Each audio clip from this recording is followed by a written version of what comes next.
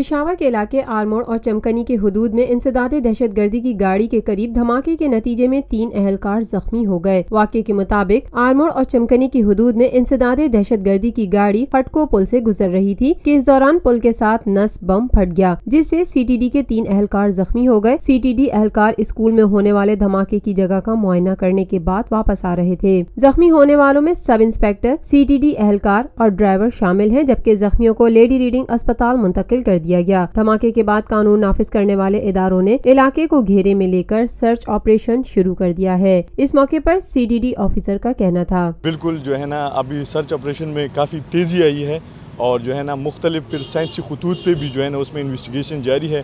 مختلف ہمارے ڈپارٹمنٹ سی T D, ہماری جو ہے نا آپریشن ڈپارٹمنٹس جتنی بھی ہیں وہ جو ہے نا ٹائم ٹو ٹائم اس میں کارروائی کرتی ہے۔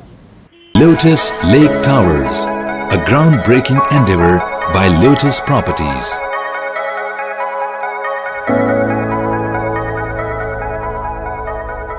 ملکی، بین الاقوامی، سماجی، سیاسی، تجارتی، ثقافتی، تفریحی، معلوماتی اور کھیلوں سے جڑی ہر چھوٹی بڑی خبر کا مرکز TNN TV۔